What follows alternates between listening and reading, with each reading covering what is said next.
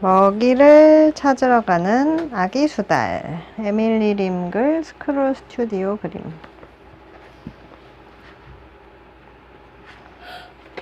먹이를 찾으러 가는 아기 수달. 아빠 수달은 날마다 물고기를 잡으러 갑니다. 아빠 수달이 가져오는 신선한 먹이는 언제나 참 맛있습니다. 어느 날 아기 수달이 말했습니다. 아빠, 물고기 잡는 법을 가르쳐 주세요. 제가 직접 먹이를 잡아보고 싶어요. 물론이지, 아빠 수달이 말했습니다. 다음날 아침, 아기 수달은 아침 일찍 자리에서 일어났습니다. 바로 아빠 수달에게 먹이 잡는 법을 배우기로 한 날이기 때문입니다. 아빠 수달이 말했습니다. 내가 먼저 먹이 잡는 법을 보여줄게. 아빠 수달은 깊게 숨을 들이마시고 물속으로 뛰어들었습니다. 얼마 지난 뒤 아빠 수달은 조개를 하나를 안고 올라왔습니다. 아기 수달이 말했습니다. 아빠 멋져요. 이제 제 차례예요. 아기 수달은 깊게 숨을 들이마시고 물속으로 뛰어들었습니다. 잠시 뒤 아기 수달은 조개 대신 물만 입에 한가득 머금고 올라왔습니다. 실망한 아기 수달이 물었습니다. 어떻게 해야 아빠처럼 먹이를 잡을 수 있어요? 아빠 수달이 말했습니다. 나처럼 먹이를 잡으려면 연습을 많이 해야 한단다. 먼저 수영부터 다시 연습해보자. 수영할 때 무엇이 가장 중요하지? 안전이 가장 중요해요. 아기 수달의 대답에 아빠가 흐뭇해하며 말했습니다. 옳지, 잘 알고 있구나. 내가 물속에 있을 때 아빠가 가까이서 널 지켜봐 줄게. 자, 먼저 숨을 참는 것부터 배워보자. 물속에서 먹이를 잡으려면 숨을 잘 참을 줄 알아야 해. 아빠 수달의 말에 아기 수달은 얼굴이 파래질 때까지 숨을 참는 법을 연습했습니다. 다음은 코로 먹이를 잘 찾아내기 위한 훈련이다. 네, 알겠어요. 아기 수달은 코가 예민해져 냄새를 잘 맡을 때까지 연습을 했습니다. 아빠 수달이 말했습니다. 먹이를 잘 잡으려면 힘센 팔도 필요하지. 아기 수달도 그것쯤은 잘 알고 있습니다. 그래야 모랫바닥 깊이 있는 맛있는 먹이를 파낼 수 있기 때문이죠. 바로 그거야. 아빠 수달이 아기 수달 말에 맞장구를 쳐주었습니다. 아기 수달은 두 팔이 단단하고 두꺼워질 때까지 계속 구멍 파는 연습을 했습니다. 자, 그 다음에는 먹이를 겨드랑이 사이에 넣고 아빠 수달이 말을 다 마치기도 전에 아기 수달이 말했습니다. 그리고 숨이 막히기 전에 빨리 물 밖으로 올라오면 되지요? 아기 수달은 위아래, 왼쪽, 오른쪽, 몸이 자기 마음대로 움직일 수 있을 때까지 수영 연습을 했습니다. 잘했어. 마지막으로 진짜 깊은 곳까지 다이빙하는 연습이 필요해. 아빠 수달이 말했습니다. 거기에 맛있는 것이 있나요? 아기 수달이 묻자 아빠 수달이 고개를 끄덕였습니다. 아기 수달은 바닷속 맨 밑바닥에 손이 닿을 때까지 계속해서 다이빙 연습을 했습니다. 이제 준비가 다 됐다. 아빠 수달이 외쳤습니다. 아빠 수달과 아기 수달은 함께 바위 위로 올라갔습니다. 그리고 둘이 함께 물속으로 뛰어들었습니다. 아빠 수달과 아기 수달은 깊은 바다 속까지 내려가 바닥을 파내기 시작했습니다. 잠시 뒤 아빠 수달은 두 팔 가득 먹이를 들고 올라왔습니다. 아기 수달은 어떻게 되었을까요? 아기 수달은 한 손에는 작은 물고기를 들고 다른 한 팔에는 홍합을 하나를 안고 있었습니다. 아기 수달의 동생은 이 모습을 가까이에서 지켜보고 있었습니다. 동생은 형에게 말했습니다. 와, 멋지다 형. 나한테도 먹이 잡는 법을 알려줘. 나도 스스로 먹이를 잡아보고 싶어. 아기 수달이 우쭐해서 대답했습니다. 내가 가르쳐줄게. 그 대신 연습을 아주 열심히 해야 한단다. 잠시만. 끝. 봐봐. 스티커 있는 거. 여기 색칠 공부도 있네. 그리고 스티커도 있네. 다 안 붙였네. 도서관 아이. 체인선글 배연주 그림. 왜 울어? 가짜 울음. 가짜 울음. 왜? 네가 읽어주고 싶어? 그럼 기다려. 읽어. 남해바다가 가까운 한 도시에 어린이 도서관이 지어졌습니다. 이 도서관 진짜 있는 걸까? 궁금해. 우리 남해바다 쪽은 갔었는데. 개관 준비로 한창 바쁠 때 박꽃님이란 분이 관장님을 찾아와 이렇게 물었어요. 자원봉사를 하고 싶은데 제가 도울 일이 있나요? 안경을 들어 올리며 관장님이 되물었어요. 책을 좋아하시나요? 아이들도 좋아하시고요. 박꽃님이 또박또박 대답했습니다. 그럼요. 그 두 가지는 제가 세상에서 가장 좋아하는 것들이에요. 관장님은 두 팔 벌려 박꽃님을 맞이했어요. 잘 되었어요. 우리 도서관에 꼭 필요한 분인 것 같네요. 이렇게 보여줄까? 도서관에는 할 일이 많았어요. 그 중에서 박꽃님은 책을 분류하고 정리하는 일을 맡았어요. 서가를 돌아보며 박꽃님은 도서관이 채 읽지 못한 한 권의 책과 같다는 생각을 했어요. 날마다 안 읽은 페이지들이 생겨나잖아요. 박꽃님은 이런 멋진 곳을 자기 혼자만 알고 있는 게 무척 아쉬웠어요. 도서관이 문을 열자 기다렸다는 듯이 아이들이 몰려왔어요. 박꽃님은 도서관 곳곳을 안내하고 책을 찾아주느라 능코 뜰 새 없었죠. 그러던 중 뜻밖의 사실을 알게 되었어요. 자신에게 아기가 생긴 거예요. 박꽃님은 뛸 듯이 기뻤어요. 도서관에 많고 많은 책을 아기가 읽게 될 테니까요. 박꽃님은 일을 하며 마음속으로 아기와 대화를 나누었어요. 책이 들어오면 마음이 설레. 새로 도서관 식구가 된 거잖아. 반납도서는 원래 있던 자리에 꽂아두어야 해. 그래야 다음 아이들이 그 책을 빌려볼 수 있단다. 그림책방에 아이들이 꽉 찼어. 책 읽어줄 시간이거든. 소리박자 교실에 웃음꽃이 피었네. 모두 즐거운가 봐. 박꽃님은 그날 있는 도서관 행사에 대해서도 아기에게 말해주었어요. 오늘 아침에는 유치원 아이들이 단체 견학을 온단다. 점심때는 작가 선생님이 오셔. 엄마가 미리 사인을 받아둘게.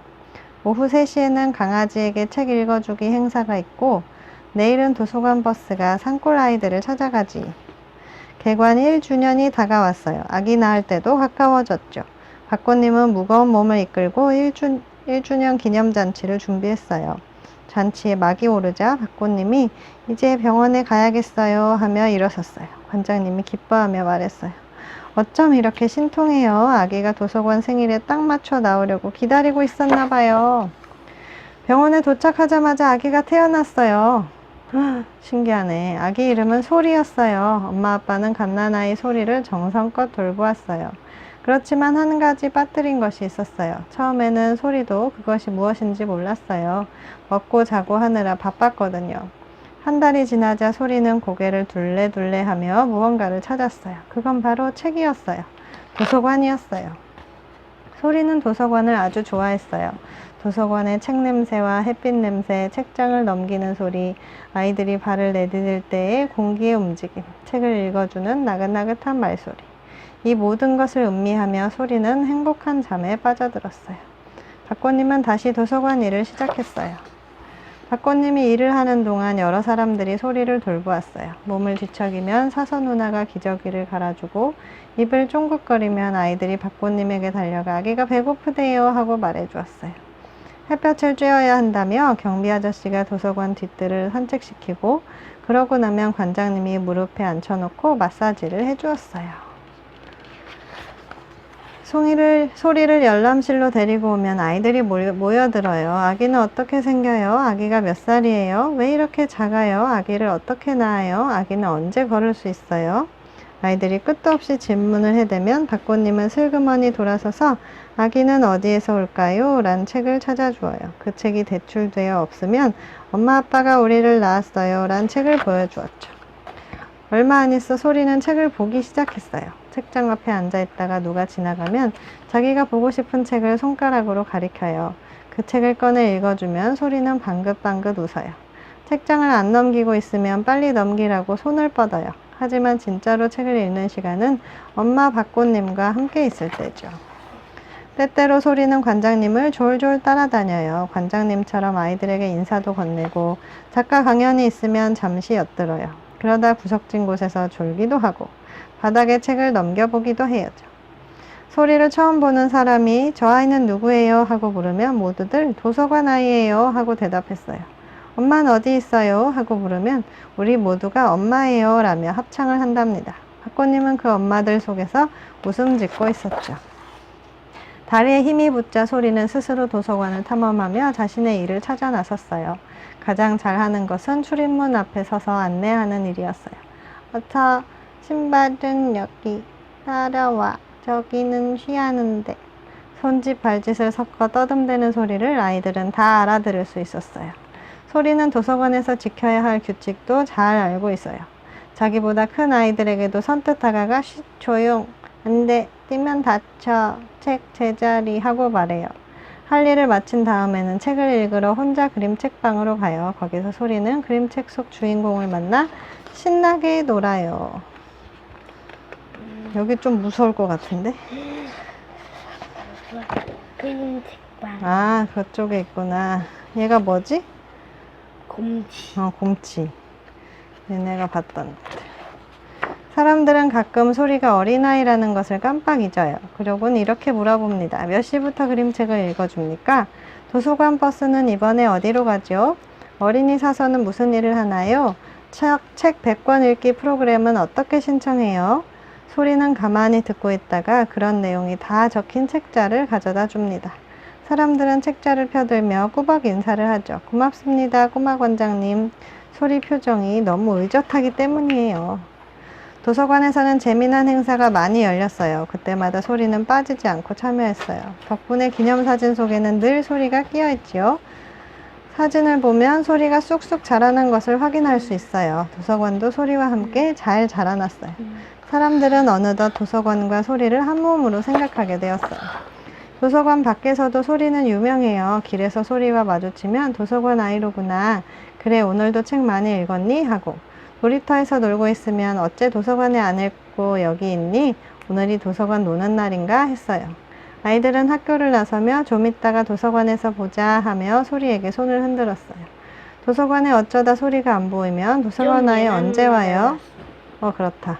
어디에 있어요? 하고 물었어요. 소리를 유심히 살펴본 엄마들은 더욱 열심히 아이들을 도서관에 데려왔어요. 관장님은 도서관 태교라는 프로그램을 만들면 어떨까 생각했어요. 태교가 뭐야? 태교는 임신한 엄마가 뱃속의 아기를 위해서 하는 교육? 말도 걸어주고 뭐 마음 착하라고 음악도 좋은 음악도 들려주고 그런 거예요. 도서관과 소리는 5살이 되었어요. 관장님은 기념 행사를 마치고 소리를 찾았어요. 소리에게 줄 선물이 있었거든요. 병뚜껑으로 만든 기념 배지였어요. 배지에는 제1호 도서관 아이 한솔이라고 씌어 있었어요. 관장님은 배지를 달아주고는 축하 말씀을 했어요. 앞으로 제2, 제3의 도서관 아이가 계속해서 생겨나기를 바랍니다. 이 배지를 만드느라 조금 바쁘겠지만요. 그런 다음 박수를 기대하며 고개 숙여 인사를 했는데 아무 소리도 안 들리는 거예요. 무슨 일일까요? 아하! 관장님은 고개를 끄덕였어요. 그러곤 박고님을 데리고 슬며시 방을 나왔어요. 쉿! 책 읽는 아이들을 방해하지 말아요. 도서관과 나 따로따로 떼어놓을 수 없어요. 끝! 좀 쉬었다. 그리고 내려가.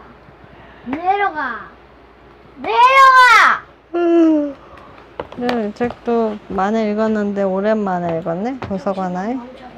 민우가 요새 괜찮아. 좀 이따 읽으래, 민우도. 민우가 요새 오랫동안 안 읽은 책들을 발굴하고 있어. 그치? 발견이게.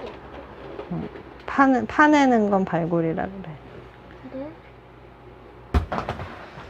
심심해. 요시타케 신스케. 야! 이것도 읽어줘. 심심해. 심심하우스. 심심당. 심심해 별. 심심하다고. 심심풀이. 심심해. 아, 심심해. 집에 있는 장난감은 이제 다 재미없고 오늘은 텔레비전도 재미없네.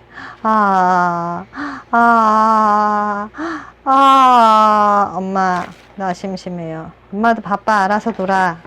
책 심심하다고. 그런데 심심한 게 누구 탓이지? 왜 난 심심할까? 심심하다는 게 뭐지? 만약에 몸이 줄에 칭칭 감겨 있으면 깨 무척 재미있을 것 같지만 그 다음엔 계속 감겨 있으면 심심할 것 같아. 언제까지 이러고 있어야 한담? 같은 상태가 계속되면 심심해지는 걸까? 그럼 자리를 조금씩 바꿔 앉으면 재밌으려나? 해봐야지. 쓱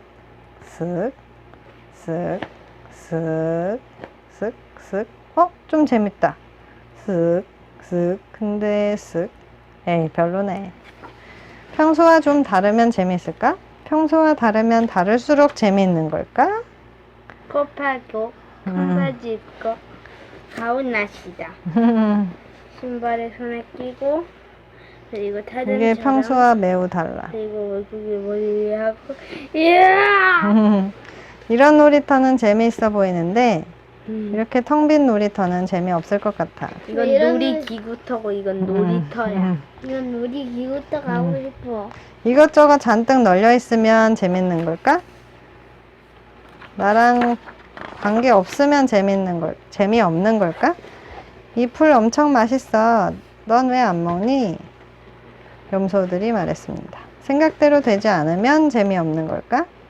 야, 잘 만들었네. 하마니? 뭐야, 얘 근데 페가수스잖아. 응. 공벌레는 심심해라고 생각할까? 자동 판매기도 심심해할까?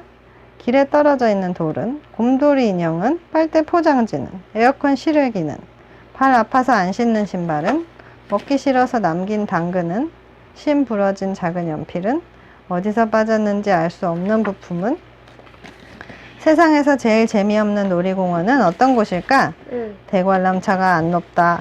롤러코스터가 느리다. 놀이기구 대부분이 수리 중이다. 어디? 귀신의 집이 안 무서워. 사람들이 가는 듯한. 주스가 미지근해. 인형탈이 지쳐있어. 게임이 시시하다. 잠시만 게임 좀 볼게. 인사. 너무 쉬워. 응. 으아, 완전 싫어. 그런 놀이공원엔 절대 안 가. 심심하고 재미없는 것을 이것저것 생각해보니까 재밌네. 재미없는데 재밌네. 신기하네. 근데 세상엔 재미있는 것과 재미없는 것밖에 없을까? 재밌다. 재미없어. 생각해보니 아무 생각 없이 있을 때가 있어. 옷 갈아입을 때, 화장실에서 볼일 볼 때, 난 아닌데. 양치질 할 때. 그래? 응, 나 볼일 볼 때 놀이 볼라. 우리 볼일 볼 때 재밌어 그러면? 아. 훌륭하네. 신호 바뀌길 기다릴 때, 삶은 달걀 껍질 벗길 때, 딴 날보다 일찍 잠에서 깼을 때, 버스를 타고 있을 때, 별로 재미는 없지만 딱히 심심하지도 않을 때, 그때의 기분을 어떻게 표현하면 좋을까? 대체 심심해란 말은 누가 맨 처음에 생각해냈을까? 그 사람은 왜 그렇게까지 심심했을까? 심심한 사람이 한 300명쯤 모이면 재미있을까? 아니면 300배 더 심심할까? 왜 너희는 그럴까? 사람은 몇 살 때 가장 사는 게 재미없고 심심할까? 할아버지, 지금까지 가장 재미없었던 일이 뭐예요? 글쎄다. 할아버지는 재미없었던 옛일을 떠올리며 이야기할 때 좀 즐거워 보였어. 재미없는 일은 시간이 지나면 재미있어지는 걸까? 즐거운 척하지만 속으로 심심해하는 사람이 있을까? 심심해 보이지만 사실은 즐거워하는 사람도 있을까? 어른은 심심할 때 어떻게 할까? 아이들이 모르는 뭔가가 있는 걸까? 아빠, 어른들은 심심하지 않아요? 심심하지 않아. 에이, 사실은 심심하죠. 그야 뭐 심심할 때도 있긴 하지. 아무리 재미없는 일도 어떻게 하느냐에 따라서 재미있을 수 있단다. 아무것도 없네. 미로 완성! 해볼래. 그리고 말이다. 심심할 때가 있으니까 재미있고 즐거울 때도 있는 거야. 그런 것 같기도 하네. 그렇지만 그 얘긴 전에도 했잖아요. 아, 심심해. 끝. 그 얘기는 전에도 했잖아요.